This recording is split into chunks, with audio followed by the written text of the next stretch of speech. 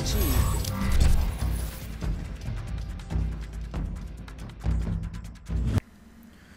Welcome back to Kamikaze Overdrive MMA Predictions. As always, I am your host, Scott Johnson, and on this edition of the show, we're taking a look at the forthcoming UFC on Fuel TV Struve vs. Miocic card, which will take place on September 29th, 2012. On this episode, I'll be breaking down all 6 main card fights. All of the preliminary predictions will be available over at kamikazeoverdrive.net, so go check it out.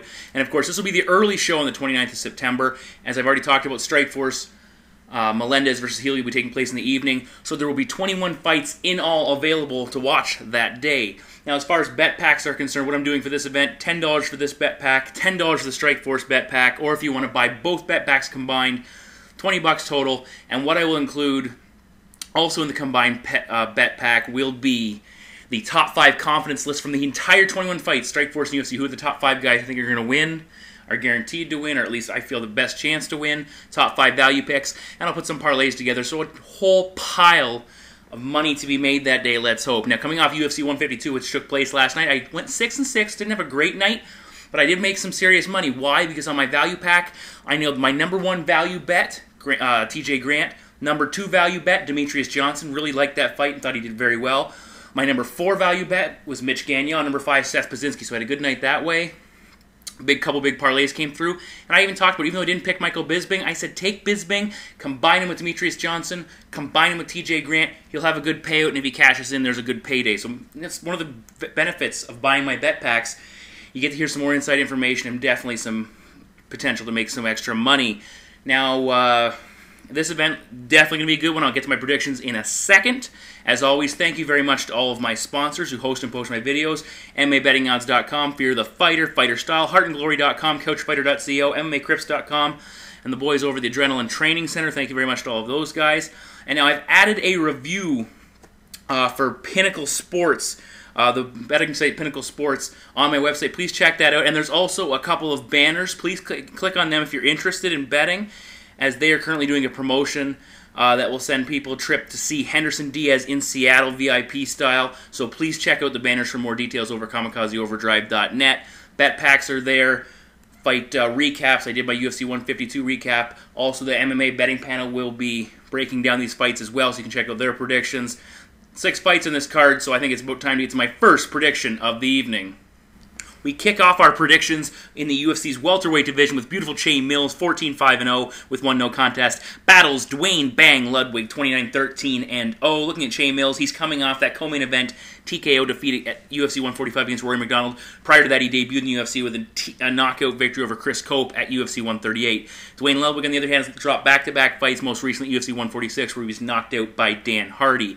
Both of these guys are predominantly strikers when it comes right down to it. Duane Ludwig is a very talented Muay Thai practitioner. 12 of his 21 victories have come by knockout.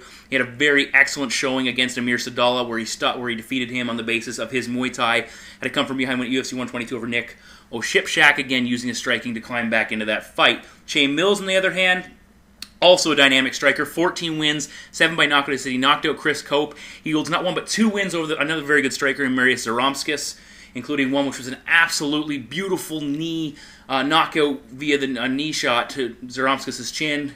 Check it out on YouTube. It is available. Certainly something you want to see. A couple things I look at physically, this way this fight lines up. Che Mills will come with a 3 inches of height at 6'1" compared to Ludwig's 5'10", and he's going to have 6-inch reach advantage, 76 inches to 70 inches, which is huge. Now, Ludwig does average more strikes per fight at 4.51, but Mills, obviously 2.13 is what his striking total is. Not exactly as telling as, considering he's had fewer fights where Fight Metric kept track of those stats.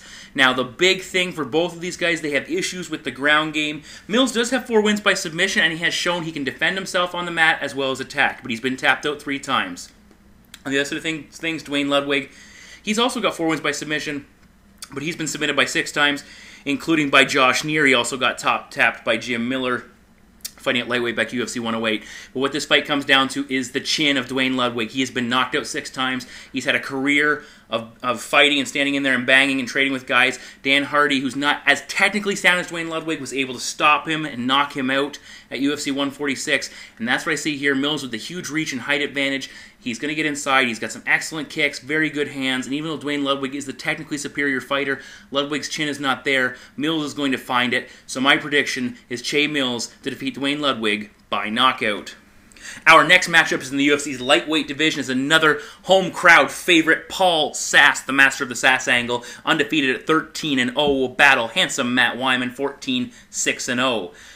First thing we look at, Paul Sass. He's undefeated. 12 of his 13 wins have come by submission, which is incredibly impressive. He's 3-0 in the UFC, having submitted Mark Holst, Michael Johnson, and Jacob Volkman, which is, I think that's the most impressive one at UFC 146. Matt Wiman, on the other hand, has been around for a long time. 4 of his wins by knockout, 4 by submission, and 6 by decision.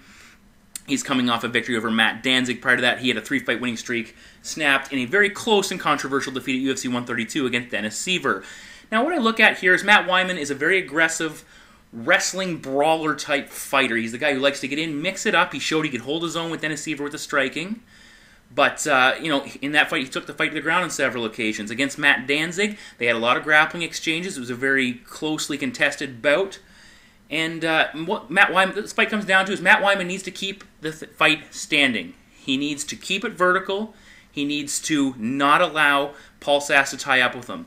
As far as Paul Sass is concerned, he needs to get this fight to the ground, but it's going to be very interesting. He has never completed a takedown in the UFC. In all of his fights, he looks to pull guard, and that's what his goal is. Pull guard, create chaos, and get the fight to the ground where he can set up his submissions. Against Michael Johnson, all he did in that scenario was he rushed forward with his strikes looking to tie up. Johnson did a nice job early of avoiding it, but eventually Johnson got a little bit confident, got in. Paul Sass was able to pull guard a couple of times, create a little bit of chaos, and eventually set up the heel hook for the submission. Jacob Volkman, on the other hand, he played right into Paul Sass's game. Volkman, a very confident fighter with a very good top game. He eventually got on top. He made the mistake of putting his hand on the mat, and we saw eventually the triangle armbar combination locked up by Paul Sass, the master of the Sass angle, hooked it up, closed things down, and Volkman had no choice but to tap. And that's what Wiman needs to be careful of. But one thing you want to look at in this fight is the size advantage of Paul Sass. He's 6 feet tall compared to 5'10" of Matt Wiman, and Sass is going to have a 73-inch reach advantage compared to 67.5 inches for Matt Wiman. And the reason I point this out is because when Matt Wiman strikes, he has a tendency to throw strikes and close the distance at the same time and clinch. He did it with Matt Danzig, he did it with all these guys. He gets in, he dirty boxes, he works well. And with that reach deficit he's going to have to deal with, it's going to play right into Paul Sass's hands of needing to get in, control, and eventually set up a submission when he takes the fight to the ground, if he can pull guard and pull Matt Wiman down. If Wiman fights a smart fight and is able to avoid the scramble and avoid the takedowns, he could win this fight based on his striking, which is what he needs to do. And we know Paul Sass undefeated. He's only been out of the first round twice, and one of those times only lasted a minute and a half. The question is, what happens when he faces adversity? What happens when the fight does not go his way initially? How will he react? I guess we're going to find that out here. One thing Wiman will need to be very careful of is Paul Sass, the type of guy who will bait opponents, throw kicks, and a wrestler will instinctively grab that kick and shoot for a takedown. And Wiman did that in the Danzig fight almost inside the first 30 seconds. First kick Danzig threw, Wiman ducked under grab, takedown. And it almost led to a submission opportunity for Matt Danzig. That's something Paul Sass will be looking for. And Matt Wiman's a scrappy guy and very hard worker, but I think his style of fighting, his aggressive style, is going to lead right into Paul Sass's strong suit. And I'm going to take Paul Sass to defeat Matt Wiman, you guessed it, by submission. In the welterweight division, a battle of two British-based fighters as John the Hitman Hathaway, 16-1-0, battles John the One Maguire, 18-3-0. Taking a look at what they've done recently, Hathaway's on a 2-fight winning streak with back-to-back wins over Pascal Kraus and Chris McRae. Prior to that, at UFC 120, when he fought at home, he was defeated for the first time in his career by Mike Pyle. John Maguire, on the other hand, doing a more significant winning streak, having won 7 consecutive fights, including back-to-back fights in the UFC, defeating Justin Edwards in his debut and then submitting DaMarques Johnson via armbar at UFC on Fuel TV, Gustafsson versus Silva in Stockholm, Sweden. Win total-wise, John Maguire, a very talented grappler. He's a brown belt in BJJ, 10 wins by submission, 3 wins by knockout. He has been stopped once via knockout, along with 2 losses by decision. He's gone the distance 5 times also where he was victorious. John Hathaway, on the other hand, a little bit more well-rounded, 5 wins by knockout, 4 by submission. He's gone the decision 7 times with victories, of course, the one to Mike Pyle that he lost. Now, very interesting fight. Physically speaking, Hathaway has some significant advantages. He's 6'1" compared to Maguire, who comes in at 5'9", so that's 4 inches of height that Hathaway's going to have on him. Additionally, he's going to have 6.5 inches of reach giving him a good advantage in the striking. Now, Maguire's a decent striker, but technically speaking, John Hathaway is a much better striker. He showed good work against Pascal Kraus. He did a nice job in that fight, setting things up. We saw in that big win over Diego Sanchez, the biggest win of John Hathaway's career, he landed a beautiful knee that really hurt him. He did something similar to Kraus and hurt him in that scenario. John Maguire, on the other hand, I give him the advantage on the ground. We saw in his last fight with DaMarques Johnson how effective he can be on the mat, transitioning. He does an excellent job setting up those takedown attempts, using his hands to get inside and then quickly ducking under and dragging the fight to the ground. And when he defeated Johnson, Johnson was going for a Kimura, and Maguire used as a perfect opening to set up an armbar and eventually submit him. That was very impressive. Against Justin Edwards in his debut, he didn't get the submission win, but he did score 6 takedowns and showed how he can dominate a fight with his grappling. Now, again, even though Hathaway is the bigger, taller fighter, Maguire's size might actually help. Size deficits might actually help him in this sense that he can get underneath of Hathaway and look for those takedowns and try and drive through him when he's taking him down. Maguire averages 5.47 takedowns per fight. That'll be tested as Hathaway has a 60% takedown defense. But as I said, we did see in that Mike Pyle fight that he can be defeated by a grappling-based fighter. And it's not like Hathaway doesn't have a history of this. If you look back through his career, against Rick Story, taken down 4 times. Pyle took him down 5 times. Pascal Kraus even took him down once. And Chris McRae was successful in 3 takedowns in a split decision fight there. And I think that's what this fight comes down to. John Maguire, a very talented grappler. I think he'll do just enough on the feet, set up his grappling. He has an excellent top game, and I think he's going to be able to take Hathaway down on several occasions, control him, and earn some serious points. The submission, if Mike Pyle couldn't submit John Hathaway, it's going to be I think it could be difficult for Maguire. I'm not saying impossible. He certainly could pull that off, but I like Maguire's ground game to be the most decisive aspect of this fight. So my prediction is John Maguire to defeat John Hathaway by decision. Next on the dance card, we're in the UFC bantamweight division as Brad One Punch Pickett, surely will have the home crowd behind him, 22-6-0, battles Yves Tiger Jabouin, 18-7-0. Looking at what they've done recently, Brad Pickett coming off a submission victory of Damasio Page. Prior to that, he was defeated at UFC 138 by Henan Barrow in Birmingham, England, in a fight he surely will have on his mind as he enters the cage here. Jabouin, on the other hand, he seems to have found a very nice home in the bantamweight division, having won 3 in a row, split decision over Ian Loveland, split decision over Wyle Watson, and a unanimous decision over Jeff Hoagland. Now, before getting into their win-loss totals, it's interesting to note how close these guys are physically. Both stand 5'6", both with a 68-inch reach, both stand at orthodox, both 33 years of age, and to take it one further stat-wise, Pickett 3.01 strikes per minute, Jabouin 2.99 strikes per minute, so this could be a very closely contested matchup. Now, as far as their win-loss totals, Jabouin, 11 of his 18 wins coming by knockout. He has been stopped twice. He's got 1 submission win along with 6 decision wins on his resume. He's been submitted 3 times, which has been an issue, and 2 decisions also have not gone his way. But keep in mind, all of those losses coming at a higher weight class than what he currently fights at. Brad Pickett, on the other hand, a little more well-rounded. 6 wins by knockout, 10 by submission, 5 more by decision. He's been knocked out once, submitted 3 times, as was the case against Barrow, and decision twice. Now, as close as all those stats come, the big thing for me is the takedowns of Brad Pickett. 3.76 takedowns per fight against Demetrius Johnson, a very good fighter back in the WEC when Pickett fought Johnson. It was Johnson's debut. He's the new flyweight champion. I called that one, folks. Pickett landed 10 takedowns and really did a nice job controlling Demetrius in that fight and getting the victory. That's something Yves Jabouin is going to need to be very careful of. Jabouin, 79% takedown defense, and did an excellent job against Jeff Hoagland, eliminating the takedown opportunities of the wrestler. But in his 2 fights prior against Ian Loveland and Wyle Watson, both those fights were split decisions. Loveland landed 3 takedowns, had a lot of success with his top game. It wasn't until he really slowed down that Jabouin had success and was able to get back in the fight and win that one.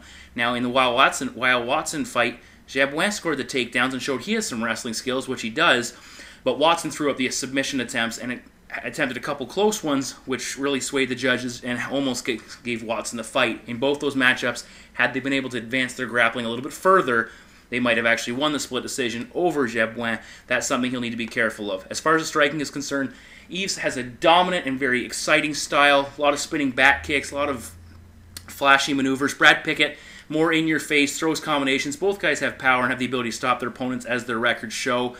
One thing with Jabouin, when he fought Loveland was very aggressive in his face and was constantly able to throw off his timing, at least early on. because of that aggression. Jabouin wasn't able to set him, wasn't able to set his strikes up, and that really cost him. As far as Brad Pickett is concerned, that's the type of fight he's going to fight. He's going to get in Jabouin's face, throw combinations. He's aggressive. He'll brawl, but he doesn't have a calculated style that can be very effective. And now one thing we haven't seen out of Yves, we haven't seen him slow down. When he fought at 145, he had issues against Mark Hominick. He threw a ton of strikes and eventually gassed himself out and got hurt. Brad Pickett's the type of guy that really will push opponents with his aggression, with his speed and cardio, and that's something we'll need to be very careful of. But what this fight comes down to me, again, it's Brad Pickett's ground game. Look for him to mix in some takedowns, and he could get the better of Jabouin in the striking as long as he gets inside of Jabouin's kicking range, does not allow him to set up his strikes as aggressive. Either way, when Brad Pickett lands takedowns, he wins fights. Yves Jabouin has been vulnerable to them. So my prediction for this fight is Brad Pickett to defeat Yves Jabouin by submission. In the co-main event of the evening, we're back in the UFC's welterweight division as Dan the Outlaw Hardy, 21-10-0 with 1 no contest, battles Amir Sadollah, former Ultimate Fighter winner, 7-3-0. Looking at Dan Hardy first, he's coming off a big knockout victory over Duane Ludwig, snapping a 4-fight losing streak. That was a big fight for him. Had he lost that one, most likely he would have been sent packing. On the other hand, Amir Sadollah, a split decision victory over Jorge Lopez at UFC on Fuel TV, Korean Zombie versus Dustin Poirier. Prior to that, he had dropped a decision to Duane Ludwig. Now, looking at both these guys statistically, or at least their win-loss totals, Dan Hardy, first and foremost, big thing that stands out to me, he will have a distinctive advantage in experience. Now, Sadollah's only fought 9 times, all 9 of those fights coming inside the UFC, plus his Ultimate Fighter experience. But Dan Hardy, 35 fights in all, and a lot of experience inside the octagon as well. That's nothing in question, and neither one of these guys will suffer from any sort of octagon jitters whatsoever. Now, Hardy, of his 24 victories, 15 by knockout. The guy has some serious power. We saw what he did against Duane Ludwig. He did the same to Rory Markham earlier in his UFC career, and he also did a nice job against Mike Swick, hurting him badly with his striking. 8 more wins by decision. The biggest knock on him is his 4 submission defeats that he has suffered, most recently against Chris Lytle. He has been knocked out once, and that was by the current interim champion Carlos Condit back at UFC 120. Amir Sadollah, on the other hand, despite the fact that he is a very gifted Muay Thai striker, very talented, decent guy, he has no wins by knockout. He has been stopped once. It was a flash KO against by Johnny Hendricks. 2 submission wins to his name, along with 4 decision wins.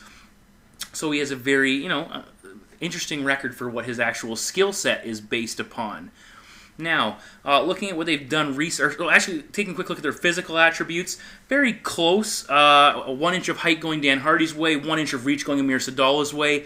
The striking output is a big thing. It strikes me as interesting. Amir Sadollah, 5.08 strikes per minute. He has a huge output when it comes to striking. He compares to Hardy at 2.2 strikes landed per minute, which is a very big deal. When Sadollah is able to really unload and do well with his striking and really expand his repertoire, he can overwhelm opponents. We saw him against Peter Sabata at UFC 122.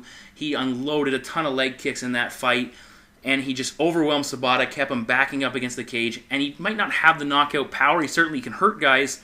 We haven't seen a big knockout yet in UFC, even though he did stop DaMarques Johnson with elbow strikes. DaMarques tapped, though. But Amir can put a lot of strikes on an opponent and really overwhelm them. Dan Hardy, on the other hand, he has that one-punch knockout power. As I said, I talked about the guys he's already hurt or at least did damage to in the past. It's very interesting to see how this fight plays out. One thing I keep in mind is when Amir Sadollah fought Duane Ludwig, another very good Muay Thai striker in that sense, Sadollah had issues when Ludwig started landing with power. It was very evident Amir was backing off and struggling when when Ludwig started putting power on Amir's chin, and he really hurt him, and it was a big issue for Sadollah because at that point his output drops off, and when his output's not at the regular level, it takes away his most significant weapon. Dan Hardy, on the other hand, he's a very, very aggressive striker. Against another very quick and powerful striker, Mike Swick, he did an excellent job backing him down, and this was a little while ago, backing him down, putting hands on. He hurt him a couple of times.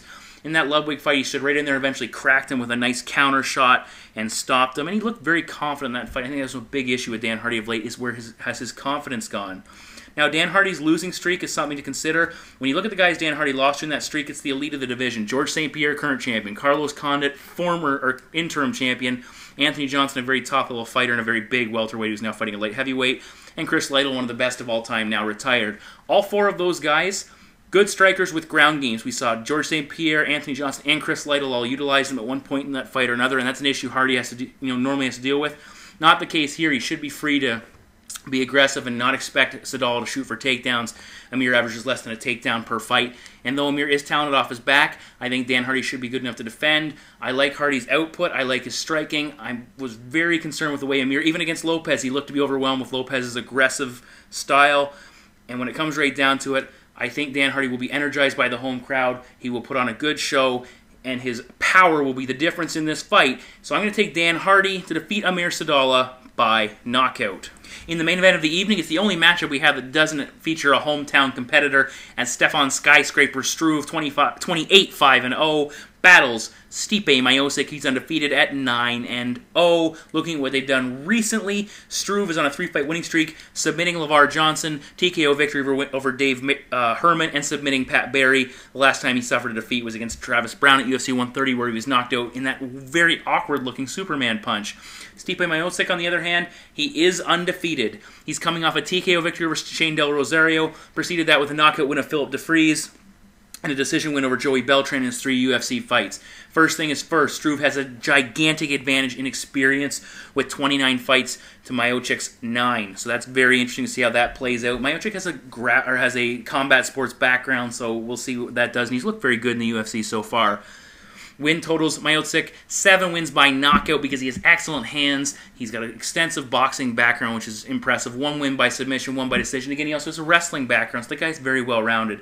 Struve, on the other hand, Dutch kickboxing style. He comes from a kickboxing background, but only 6 of his wins have come by knockout, well, 16 by submission, and you have to attribute some of that to his extremely long limbs, which allow him to set up submissions. On the negative side of things, 4 wins by knockout.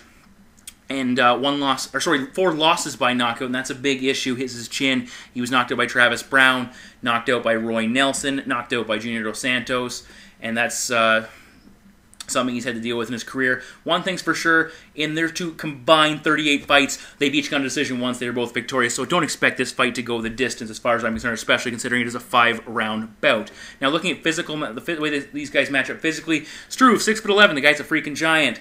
Now, Miocic, by no stretch of the imagination, is a small man either, 6'4". Now, the reach will be very interesting. Struve, 83-inch reach, very long, but Miocic, an 80-inch reach, and that's going to be very helpful when you want, to help him out in that sense. Statistically, Miocic lands more strikes than Struve at 4.51 to 3.03. Struve likes to really use the body kicks and leg kicks, and of course, being so tall, he will go upstairs. And we saw Shane Del Rosario have a lot of success with that against Miocic, tagging him with some low kicks and body kicks, and hurt him a couple of times. And that's an issue Stipe will have to deal with. Miocic, on the other hand, he will throw some kicks, but he's primarily a boxing-based fighter. Will use his hands, and he's got some serious power. We saw what he did against Philip DeFries, hurting him and eventually finishing him. He's got a dangerous right hand. And one thing that's nice, and he got it out of his way already, he's been through a gritty battle against Joey Beltran, which is something you always want to see a young fighter have to deal with and see how they respond. And he did a nice job in that matchup. Now, Stefan Struve, the big knock on him is, even besides his chin being a little bit questionable, he's got a lot of heart. But he has a tendency he doesn't use his physical attributes well. He allows people to get in range. Dave Herman was able to get in range and won that first round, had a lot of success with leg kicks and striking, was able to land several times. Roy Nelson, who's much shorter, has a shorter reach, was able to knock him out. We've seen a lot of issues. Even Pat Barry was able to get in range and hurt him several times and did a nice job beating him up. Travis Brown was able to get inside. I keep saying get inside, and that's the key to Miocic's success here. He needs to find his range quickly, get inside the leg kicks and hands of Struve, and land with big power. We've seen Struve, he has a tendency to back up and allow himself to be put on the cage. Christian Moorcraft was able to take him down and beat him up, and that's something I expect to see Stipe Miocic do against Shane Del Rosario. He did a nice job ducking under a kick, grabbing a body lock, taking him down. He did some damage in the first round, a little bit of damage, but it was in the second round he started dropping some vicious elbows, and we saw Christian Moorcraft have success with a similar technique of ground and pound against Stefan Struve and being heavy on top. Even Sean McCorkle was able to take Struve down early. Now, Stefan is a young fighter, he's still developing, and he has those absolutely ridiculous long limbs, those long legs and hands able to control and set up submissions, and that's something Miocic will need to be careful of. But what this fight comes down to for me is that Miocic has power versus Struve's questionable chin. He'll need to be careful with that long reach, but I expect he'll be able to get inside and be effective. He has the takedown skills, which will give Struve trouble. And again, he'll have to be careful of the submission attempts by Struve, but I see him passing being able to pass Struve's guard and start landing some big shots and breaking him down. So my prediction is Stipe Miocic to defeat Stefan Struve by TKO. So those are my predictions for the upcoming UFC on Fuel TV Struve versus Miocic card. 6 main card fights in all. There are a number of preliminary fights which will be broken down over KamikazeOverdrive.net. My expert predictors on the prediction panel will also be giving their predictions for this event. Make sure you check out my Strikeforce video because these events are happening on the same day. 21 fights in all. It's a great day to be an MMA fan. Starts early, ends late. Very excited. Bet packs available as well. $10 for this one, $10 for the Strikeforce bet pack, or $20 for the 2 bet packs combined. Plus, a lot of inside information how you can make money by combining the 2 events. Coming off an okay UFC 152, usually I have a rebound. A lot of people, and I stress this, a lot of people have bought my bet pack when I'm on a streak of 2 or 3 really good shows in a row. I have a poor, subpar, average showing, and they immediately get off the horse. And then the next show or 2, I really go back to my winning ways and have success again. Don't get off the horse just yet. Jump on it. Now keep your eye on the internet, my website as well, as I'm hopefully going to have another draw. If you buy my bet pack, you'll have an opportunity to win a t-shirt. It's been a long video. That's enough from me. As always, thank you very much for watching Kamikaze Overdrive MMA Predictions. And make sure you tune back in next time as I will be breaking down the UFC on Effects Brown versus Bigfoot card happening in only a week after this event. Kamikaze Overdrive MMA Predictions.